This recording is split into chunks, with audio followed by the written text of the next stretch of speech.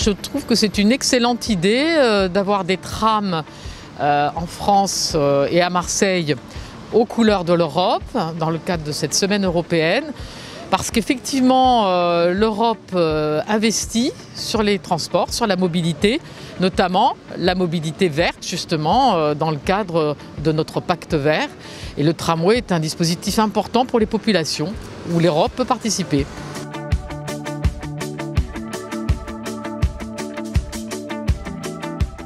Alors le Parlement européen, dans la mise en place du pacte vert, il a un rôle majeur parce que nous représentons les citoyens, on nous a élus. Et donc au fur et à mesure des directives, des textes que l'on vote, nous allons à chaque fois nous assurer que la dimension de transition verte est bien prise en compte. Alors par exemple, le plan de relance, eh bien 30%, nous avons demandé à ce que 30% des fonds soient dédiés à la transition environnementale. C'est un exemple.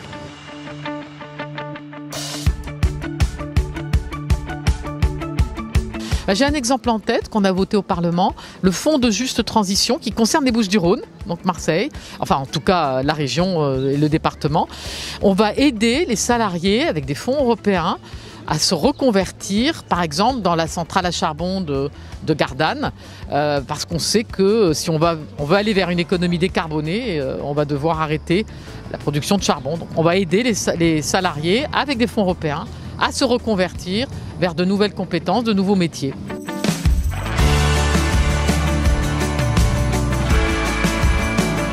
Déjà, l'Europe, souvent, c'est trop loin des gens, alors qu'en fait, c'est très proche. Vous voyez, moi, à Marseille, je suis vice-présidente de la mission locale, où on met en œuvre la garantie jeune, qui est un dispositif en fait européen au départ. Donc vous voyez, c'est très concret, ça parle aux gens. Alors cette conférence, elle est importante parce qu'on va consulter les citoyens. Alors moi, j'invite tous ceux qui sont intéressés par notre vie en Europe à se connecter sur la plateforme Futur EU, je crois, le site. Ils trouveront le site pour émettre toutes leurs idées. Est-ce qu'on veut plus de social dans cette Europe? Est-ce qu'on veut plus de convergence fiscale, plus justement d'écologie, plus de souveraineté industrielle européenne? Donc je crois que chacun doit se l'approprier, les jeunes, les moins jeunes, et aller sur cette plateforme et s'exprimer. Et nous allons ensuite prendre en compte ce que les citoyens veulent au niveau de l'Europe, ce qu'ils reprochent peut-être aussi, parce que parfois c'est un petit peu loin et très institutionnel.